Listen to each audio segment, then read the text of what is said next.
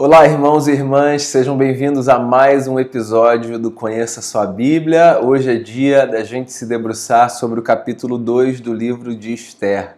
Eu espero que vocês estejam bem e oro para que esse tempo seja proveitoso para o nosso crescimento, no conhecimento da palavra e na nossa experiência de fé. Convido você então para esse capítulo 2 do livro de Esther, está lá no Antigo Testamento. Antes do livro de Jó, depois do livro de Neemias, eu leio o texto e a palavra diz assim: Algum tempo depois, quando cessou a indignação do rei Xerxes, ele se lembrou de Vasti, do que ela havia feito e do que ele tinha decretado contra ela. Então os conselheiros do rei sugeriram que se procurassem belas virgens para o rei e que se nomeassem comissários em cada província do império para trazerem todas essas lindas moças ao harém da cidadela de Suzã. Elas estariam sob os cuidados de Hegai, oficial responsável pelo harém, e deveriam receber tratamento de beleza. A moça que mais agradasse o rei seria a rainha em lugar de Vasti. Esse conselho agradou o rei e ele o pôs em execução. Nesse tempo, vivia na cidadela de Suzã um judeu chamado Mardoqueu, da tribo de Benjamim, filho de Jair, neto de Simei e bisneto de Quis. Ele fora levado de Jerusalém para o exílio por Nabucodonosor, rei da Babilônia, entre os que foram levados prisioneiros com Joaquim, rei de Judá. Mardoqueu tinha uma prima chamada Hadassa, que havia sido criada por ele por não ter pai nem mãe. Essa moça, também conhecida como Esther, era atraente e muito bonita, e Mardoqueu a havia tomado como filha quando o pai e a mãe dela morreram. Quando a ordem e o decreto do rei foram proclamados, muitas moças foram trazidas à cidadela de Suzã e colocadas sob os cuidados de Hegai. Esther também foi trazida ao palácio do rei, confiada a Hegai, encarregado do harém. A moça o agradou e ele a favoreceu. Ele logo lhe providenciou tratamento de beleza e comida especial e designou-lhe 7 moças escolhidas do palácio do rei e transferiu-a junto com suas jovens para o melhor lugar do harém. Esther não tinha revelado a que povo pertencia, nem a origem da sua família, pois Mardoqueu havia proibido de fazê-lo. Diariamente ele caminhava de um lado para o outro, perto do pátio do harém, para saber como Esther estava e o que lhe estava acontecendo. Antes de qualquer daquelas moças apresentar-se ao rei Xerxes, devia completar 12 meses de tratamento de beleza prescritos para as mulheres, 6 meses com óleo de mirra e 6 com perfumes e cosméticos. Quando ia apresentar-se ao rei, a moça recebia tudo o que quisesse levar consigo do harém para o palácio do rei. E à tarde ela ia para lá, e de manhã voltava para outra parte do harém, que ficava sob os cuidados de Sasgás, oficial responsável pelas concubinas. Ela não voltava ao rei a menos que dela ele se agradasse e a mandasse chamar pelo nome. Quando chegou a vez de Esther, filha de Abiail, tio de Mardoqueu, que a tinha adotado como filha, ela não pediu nada além daquilo que Hegai, oficial responsável pelo harém, sugeriu. Esther causava boa impressão a todos os que a viam. E ela foi levada ao rei Xerxes, à residência real, no 10º mês, no mês de Tebete, no 7º ano do seu reinado. O rei gostou mais de Esther do que de qualquer outra mulher. Ela foi favorecida por ele e ganhou sua aprovação mais do que qualquer das outras virgens. Então ele lhe colocou uma coroa real e tornou-a rainha em lugar de Vasti. O rei deu um grande banquete, o banquete de Esther, para todos os seus nobres e oficiais. Proclamou feriado em todas as províncias e distribuiu presentes por sua generosidade real. Eu vou parar aqui, vou falar sobre esse primeiro pedaço, depois a gente lê a parte final do capítulo 2. Bem, o que está acontecendo aqui então, nesse capítulo 2 de Esther, é a continuação do desdobramento do capítulo 1. Semana passada a gente conversou sobre esse cenário antigo, obsoleto, um cenário ultrapassado, mas interessante para a gente entender a história, que é o cenário de um rei que é contrariado na ordem que ele dá à rainha e que, na consulta aos sábios, resolve puni-la porque ela precisava, segundo a ótica daquela gente, pagar pela sua transgressão, mas também porque as outras mulheres do reino precisavam aprender que naquele lugar, naquela época, todo homem devia mandar na sua casa. Um capítulo que serve como pano de fundo para a história de Esther e que faz a gente perceber como o mundo avançou e no que o mundo ainda precisa avançar. Bem, o capítulo 2 fala sobre um episódio que acontece depois de algum tempo desse acontecimento que eu acabei de mencionar. Porque o texto começa dizendo assim, algum tempo depois, quando cessou a indignação do rei Xerxes, ele se lembrou de Vasti, do que ela havia feito e do que ele tinha decretado contra ela. Então ele ficou um tempo digerindo a sua raiva, a sua revolta, a sua indignação, até que isso tudo passou. E quando isso tudo passou, ele resolveu então fazer uso das suas prerrogativas reais e convocar mulheres que fossem apresentadas a ele para que então uma nova rainha fosse escolhida. Retratos de um mundo bastante ultrapassado, pelo menos assim para a maior parte da civilização que vive hoje no século XXI, certo? Então há uma convocação aqui das mulheres de todas as províncias do Império para que elas fossem à cidadela de Suzã e fossem hospedadas no harém real. E depois de um tempo longo de preparo, de 12 meses, essas mulheres seriam apresentadas ao rei e elas então passariam por esse processo seletivo concorrendo à vaga de rainha. É muito esquisito isso para nossa cabeça, mas é retrato de um mundo que já funcionou nesses termos. E aí o que o texto conta para a gente é que nesse cenário de mulheres que são apresentadas ao rei como uma espécie de itens numa prateleira a serem escolhidos pelos critérios subjetivos de um homem que acha que pode tratar os outros como objetos seus. No meio desse cenário, um judeu que vivia na cidadela de Suzã, que era da tribo de Benjamim, filho de Jair, neto de Simei e bisneto de Quis, um homem de nome Mardoqueu, que tinha sido levado de Jerusalém para o exílio na época de Nabucodonosor, rei da Babilônia. Esse homem tinha uma prima que ele tratava como filha, porque essa menina, que era prima dele, mas que era tratada como filha, ela era órfã de pai e de mãe. O nome dela era Hadassa e ela era conhecida também por Esther. E essa menina era uma menina muito bela, de modo que quando ela foi apresentada ao comissário que se encarregava dessa pré-seleção para que as mulheres do império fossem apresentadas então ao rei, a fim de que a rainha fosse escolhida, essa menina, quando ela é apresentada nessa pré-seleção ao comissário, ela já se destaca pela sua beleza, pela sua aparência, pela sua formosura. Só que tem um detalhe, essa menina ela é judia, e Mordecai ou Mardoqueu, as versões apresentam essas duas variações do nome, não sabia se apresentar a identidade da sua prima, tratada como filha, seria algo positivo ou algo negativo. Você pode, inclusive, aí de onde você está, se fazer a pergunta, mas por que essa dúvida? Por que omitir um dado inofensivo? Por que omitir uma informação que, a priori, não traz nenhum prejuízo? Se você se faz essa pergunta e pensa nesses termos, é porque você vive num lugar onde a sua nacionalidade não oferece a si nenhum perigo, nenhum risco de vida. Mas a gente está falando de uma história que se passava num contexto em que havia um império que oprimia e povos oprimidos. E quando você está num contexto onde você é parte de um povo oprimido, que vive debaixo de um império opressor, você sempre fica com essa dúvida lá atrás, se você pode ou não pode dizer quem você verdadeiramente é, se você pode ou não pode dar a informação A ou B a seu próprio respeito. Existem coisas que se passam na cabeça de pessoas que vivem em contextos de opressão que são inimagináveis a quem vive num cenário de liberdade.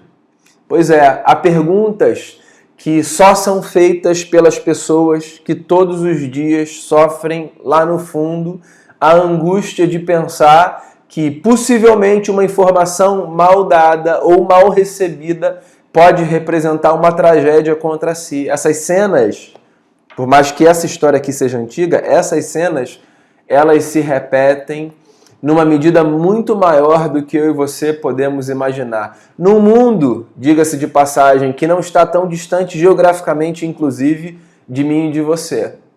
Então aqui tem um homem que apresenta uma jovem bonita porque vê inclusive nela a possibilidade de uma mudança para sua própria família. Você imagina? Uma jovem oprimida concorrer a essa vaga, a esse lugar, a essa posição de rainha de um império. Como aquilo provavelmente mudaria a sorte, como de fato mudou dela e da sua família. A gente vai chegar lá. Ele a apresenta na esperança de que isso represente talvez uma mudança para si e para os seus. Mas, por outro lado, há um medo que não pode ser controlado. Então ele dá uma orientação para Hadassa, para Esther. Ele diz assim: não diga quem você é, não conte de que povo você faz parte. Por quê? Porque a gente não sabe se isso pode ser uma coisa boa ou se isso pode ser uma coisa ruim. Bem, Esther foi apresentada ao comissário, ao responsável pela pré-seleção, até que chegou então, depois de 12 meses, porque esse era o tempo que levava para uma jovem se preparar para que ela fosse apresentada ao rei. Depois de 12 meses de tratamento de beleza prescrito para as mulheres, conforme o decreto real, essa mulher então é apresentada ao rei. E quando essa mulher é apresentada ao rei, essa mulher, ela captura o coração do rei de uma forma que as outras mulheres não puderam fazer. A sua beleza, que causava boa impressão a todos os que a viam, quando ela é apresentada ao rei Xerxes, ela desperta nele um interesse maior do que o interesse que ele já tinha tido por qualquer outra mulher. De tal modo que quando Esther é apresentada, o rei dispensa as futuras apresentações, porque ele decide que Esther será alçada à posição de rainha. Então ela é tirada desse lugar de margem e ela é alçada a esse lugar de protagonismo no império inteiro. Imagina que loucura! Algumas histórias são assim, né? Não sei se essa é a sua história ou se essa é a história de quem você conhece, de alguém que você conhece, mas de vez em quando a gente se depara com histórias de mudanças muito significativas de vida, de posições, de lugares, de status, de estabilidade financeira. Há histórias que passam por uma oscilação dessa magnitude. E eu acho que uma pergunta importante da gente se fazer quando a gente se depara com histórias dessa grandeza é: o que será que esses ambientes podem provocar, não no nosso entorno, nas possibilidades que eles nos trazem, mas dentro de nós? Essa é uma pergunta que o livro de Esther faz e que o capítulo 2, inclusive, na parte que a gente não leu ainda, de alguma forma se propõe a responder.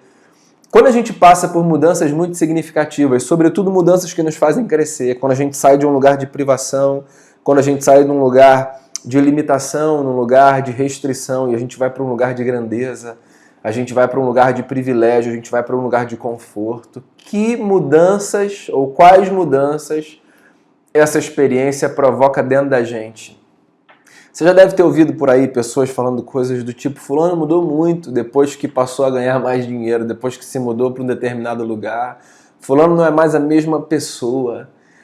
E eu sei que essas falas, elas podem representar muita coisa, elas podem representar a incapacidade do outro de lidar com a trajetória do fulano, mas elas podem também sinalizar que de fato algumas coisas mudaram. Volto a dizer, sobretudo quando essas mudanças são para melhor. Há um ditado que diz que se você deseja conhecer quem uma pessoa é de verdade, dê a ela poder. Há um ditado que coloca diante dos nossos olhos essa verdade que a gente constata na vida, que é: o poder tem uma capacidade de modificar a gente, de trazer uma espécie de experiência corrosiva, de fazer emergir na gente coisas que antes não apareciam. A história de Esther é uma história que faz a gente pensar nisso. Porque de uma hora para outra, essa jovem judia sai de um lugar periférico e ela é alçada pela sua beleza ao lugar de a primeira mulher de um império poderoso. Ela se torna rainha no lugar de Vasti. E para festejar a coroação de Esther como rainha, o rei dá um grande banquete, o banquete de Esther, para todos os nobres e para todos os oficiais. E esse sujeito está tão apaixonado que ele proclama feriado em todas as províncias e ele distribui presentes por uma única razão: generosidade. Ele resolve presentear todo mundo porque ele encontra a mulher da sua vida, o que parece indicar aqui o texto. Então, capítulo 2, só para contextualizar você nessa história, tá? É o capítulo que nos apresenta a protagonista desse livro, Esther, o nome que aparece nas páginas de toda essa história, de toda essa trama. Esther é essa mulher que surge para ocupar um lugar que estava vazio. Esther é a mulher que aparece para substituir Vasti, a rainha que foi despojada desse lugar. Por quê? Porque ela não obedeceu à ordem do seu senhor. Esther aparece, uma mulher que tem a sua identidade preservada e que encontra a graça do rei e tem então a sua vida transformada. Tudo é festa, tudo é maravilha. Num primeiro momento, quando a gente se depara com um cenário novo, com uma vida nova, com novas possibilidades, a gente costuma viver uma verdadeira lua de mel, certo?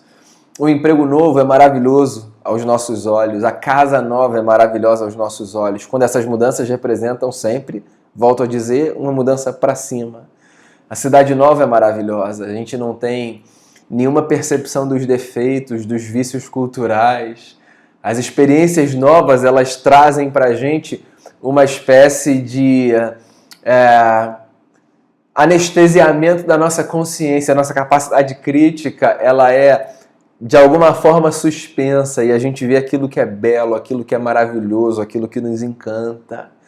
Sabe Deus quanto tempo leva até que a gente veja a vida como ela é, as coisas como elas são, até que a gente tenha um choque de realidade e perceba, não que a gente foi enganado, porque não é essa a experiência na maior parte das vezes, mas que toda experiência de vida tem os seus lados positivos e os seus lados negativos. Ninguém vive num conto de fadas, em nada na vida. E é exatamente isso que acontece nesses versos subsequentes, que eu deixei para ler depois. Do verso 19 ao verso 23, o que o capítulo 2 diz é o seguinte, presta atenção. Quando as virgens foram reunidas pela segunda vez, Mardoqueu estava sentado junto à porta do palácio real. Esther havia mantido segredo sobre seu povo e sobre a origem da sua família, conforme a ordem de Mardoqueu, pois continuava a seguir as instruções dele, como fazia quando ainda estava sob sua tutela. Guarda isso porque eu acho que isso aqui é muito interessante como norte para a nossa vida. Um dia, quando Mardoqueu estava sentado junto à porta do palácio real, Bigtan e Teres, dois dos oficiais do rei que guardavam a entrada, estavam indignados e conspiravam para assassinar o rei Xerxes. Mardoqueu, porém, descobriu o plano e o contou à rainha Esther, que, por sua vez, passou a informação ao rei em nome de Mardoqueu. Depois de investigada a informação e descobrindo-se que era verdadeira, os dois oficiais foram enforcados, prática do mundo antigo. Registre-se. Tudo isso foi escrito nos registros históricos na presença do rei. Então, aqui do verso 19 ao verso 23, o que a gente tem é uma experiência que revela o que acontece quando a lua de mel da vida passa. Não a lua de mel do casamento, que era o que estava acontecendo aqui entre essa jovem e o rei, né, do Império Medo-Persa. a lua de mel como símbolo dessas experiências de vida em que a gente só vê o lado bom da coisa, em que a gente só vê os privilégios, os benefícios, a beleza e etc. Do verso 19 em diante, o que a gente tem então é a informação de que, certo dia, Mardoqueu estava sentado junto à porta do palácio real. Esther já havia sido consagrada como rainha, mas ainda assim ela guardava o segredo sobre o seu povo e sobre a origem da sua família. Por quê? Porque ela continuava a seguir as instruções de Mardoqueu, como ela fazia quando ela ainda estava sob sua tutela. Tem uma coisa muito bonita aqui, muito bonita, que responde, inclusive, aquela pergunta que eu fiz ainda há pouco, de o quanto as experiências de empoderamento nos mudam lá dentro. Esther já era uma mulher que tinha, do ponto de vista da estrutura social do seu tempo, rompido vínculos com Mardoqueu. Ou seja, ela não era uma mulher que respondia mais a ele. Esse primo que ocupava essa figura de pai na vida dela, já que ela era órfã de pai e mãe, ele já tinha deixado de cumprir esse papel de tutor sobre a sua vida. Porque essa mulher agora era a mulher de um homem. E para a cultura desse tempo, quando uma mulher se transformava na mulher de um homem, ela já não respondia mais ao homem que estava com a responsabilidade de tutoriá-la, de tutelá-la. Essa mulher agora é uma mulher que ouve outra voz, que é conduzida por outro norte. Não obstante, provavelmente por conta do respeito, da consciência da honra, do reconhecimento da sabedoria, provavelmente por causa não da autoridade oficial instituída, mas da relação saudável que havia entre ela e Mardoqueu, ela continuava dando ouvido a ele. Isso é uma coisa muito bonita e muito interessante. Aqui é um conselho muito valioso para a vida, né? E que conselho é esse?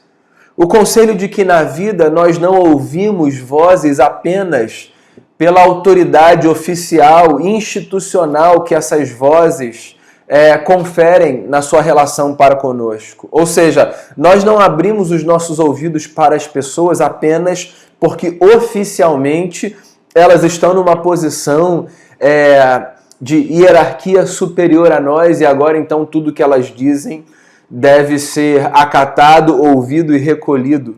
E o inverso também é verdadeiro. A gente não deixa de ouvir a voz de pessoas só porque agora nós não estamos mais debaixo da sua tutela. A sabedoria bíblica ensina a gente que a gente continua ouvindo pessoas, conselhos, falas, se ao olharmos para essas pessoas, nós identificamos nelas uma sabedoria fundamental para a gente construir a nossa história. A nossa relação na vida com as pessoas e com as vozes que nós escutamos está para além dos critérios institucionais que são estabelecidos. A nossa relação na busca de sabedoria passa pela sensibilidade de percebermos que mesmo pessoas que não ocupam oficialmente, burocraticamente, um lugar de hierarquia superior em relação a nós, mesmo pessoas que não estão nessa posição, são pessoas que, dependendo do vínculo, da relação, da admiração e do respeito, podem e devem ser ouvidas nos seus conselhos. Então, por exemplo, hoje eu vivo na minha casa, junto com a minha esposa, cuidando dos meus 2 filhos, o que significa que eu não estou mais debaixo da tutela dos meus pais, certo? Isso é muito claro de ser percebido. Você olha para uma pessoa na vida adulta e você reconhece nessa pessoa um rompimento institucional com a tutela sobre a qual ela viveu, da ordem, da obediência, da orientação, da instrução que o pai e a mãe ofereciam a essa pessoa durante um determinado período da vida. Mas se há uma relação saudável, se há uma relação de honra, de respeito, de reconhecimento, de sabedoria, como é o caso da minha vida, graças a Deus por isso, por que deveria haver uma ruptura e uma espécie de interrupção de uma audição saudável da voz que vem desses lugares, que não é mais uma voz de autoridade instituída oficialmente, mas que continua sendo uma voz de autoridade legitimada pela vida, pela relação, pelo afeto.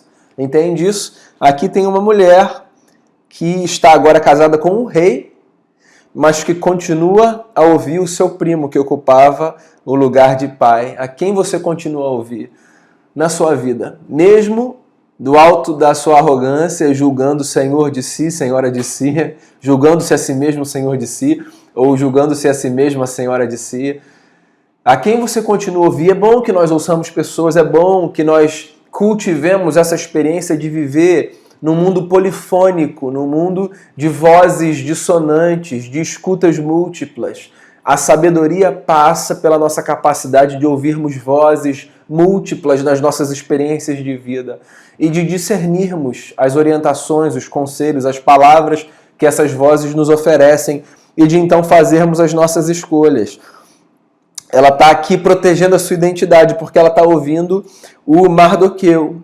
E aí o que acontece é que certo dia, Mardoqueu, sentado à porta do palácio, ele ouve que 2 oficiais da guarda do palácio estavam indignados e estavam conspirando para assassinar o rei Xerxes. Mardoqueu ouve na porta do palácio um plano de extermínio do rei. E o que ele faz? Ele não pega essa informação e guarda para si, mas ele compartilha essa informação com Esther para preservar a vida do rei. Ele faz parte de um povo oprimido, ele faz parte de um povo dominado, mas ele ouve uma tentativa de extermínio de uma vida e ele passa essa informação a quem ele julga ser capaz de fazer alguma coisa com ela. No caso, a sua filha do coração, a sua prima. E ele passa então a informação para Esther, que por sua vez passa a informação ao rei em nome de Mardoqueu. Tem muita coisa bonita aqui nessa história que ajuda a gente a responder a pergunta: e aí, em quem Esther se transformou? Será que ela mudou? Será que ela virou uma espécie de mulher de nariz em pé? Que agora, porque a rainha acaba por desprezar o que ela já aprendeu na vida, aqueles com os quais ela viveu na vida. O capítulo 2 dá a entender que não, porque, como eu disse ainda há pouco, ela continua guardando a voz do Mardoqueu, a sabedoria de ouvir outras vozes e de acatar os seus conselhos. Ela ouve um recado importante, ela passa esse recado adiante para a pessoa que deve receber o recado, ou seja, ela não perpetua uma cadeia de fofoca, ela passa o recado adiante para a pessoa certa, porque às vezes a gente passa recados adiante para pessoas erradas. Ela passa para a pessoa certa, e ela não diz assim: ó, essa informação é minha, como uma espécie de aquisição de prestígio para si, sabe? Ela não transforma a boa obra alheia numa carta na manga para adquirir prestígio para si, boa reputação para si. Ela dá honra a quem a honra é devida. Ela diz: olha, eu recebi essa informação e eu recebi essa informação de Mardoqueu. E aí a investigação é feita para saber se a informação procede, a informação é confirmada e os 2 oficiais, como costume do seu tempo, num ato de traição, eles são enforcados e isso fica registrado na história. O capítulo 2 é esse. É essa jornada interessante de uma mulher que é alçada a essa posição de máxima estatura para uma mulher no seu contexto e que, no curso da vida, passa por algumas provas que poderiam dizer se ela mudou, e nesse caso se ela mudou para pior, ou se não, se ela continua sendo lá dentro a mesma mulher. Porque olha só, na vida nós passaremos por inúmeras experiências que representarão uma espécie de tentação, a possibilidade de nós mudarmos e mudarmos para pior. Às vezes a gente nem percebe isso, mas os outros percebem quando a gente muda para pior. E aqui a gente tem em Esther uma mulher que continua sendo quem ela era, continua vivendo com os valores que vivia, ouvindo a quem ela devia ouvir, porque é importante que a gente continue ouvindo a quem a gente deve ouvir, e dando a quem de direito a honra que era devida pelos atos heróicos feitos na defesa e na proteção de uma vida. Esther é uma mulher especial, e a história vai mostrar isso. E ela é uma mulher especial porque ela é uma mulher que é resultado da educação e do esforço de um sujeito muito bacana. Na vida é assim, as coisas não acontecem por acaso. A nossa jornada, ela se transforma numa jornada especial, não porque alguma coisa mágica acontece, nós somos premiados, escolhidos, abençoados, como que num passe de mágica. Existe uma dinâmica que faz a boa vida acontecer. E essa dinâmica é a dinâmica da sabedoria, que a gente recebe, a gente passa, e o outro recebe, o outro passa. Esther e Mardoqueu são, para mim, uma lembrança de que, mesmo com as mudanças mais radicais da vida, e radicais para melhor, essa é a ênfase dessa mudança em especial aqui, e esse é o exemplo que eu tomo como uma lembrança para a minha jornada e para a sua. Por mais que a gente passe, às vezes, por mudanças radicais na vida, que podem mudar o curso da nossa jornada, é importante que a gente cultive a sabedoria de ser quem a gente foi, no aspecto positivo dessa fala. É importante que a gente não perca, como dizem por aí, a nossa essência, que a gente continue a cultivar os valores que são valores que perpetuam a vida, que protegem a vida e que nos fazem perceber que coisas no nosso entorno podem mudar, o nosso status pode ser alçado a uma nova categoria, a nossa reputação pode passar a ser conhecida, a nossa cara pode ficar famosa, alguma coisa do ponto de vista exterior pode acontecer, mas é muito importante que lá dentro a gente continue a ser quem a gente um dia aprendeu a ser. Essa gente que coloca a sua vida a serviço de Deus, colocando a sua vida a serviço do próximo. O livro de Esther é a história de uma mulher que mostrou a sua vida a serviço de Deus, colocando a sua vida a serviço do próximo. A gente vai continuar essa conversa na próxima semana, descobrindo o que acontece em ato contínuo. O que o capítulo 3 traz pra gente. A história não é tão bonita quanto parece até aqui. Há muitos obstáculos que nós atravessamos na vida, mas a gente sempre pode atravessar todos eles, contando com a graça de Jesus, nosso Senhor, e com a disposição de nos mantermos fiéis aos valores que nós carregamos. Eu espero que você permaneça bem, em paz, que a palavra de Cristo aqueça o seu coração, e na próxima segunda-feira a gente se encontra para continuar essa conversa.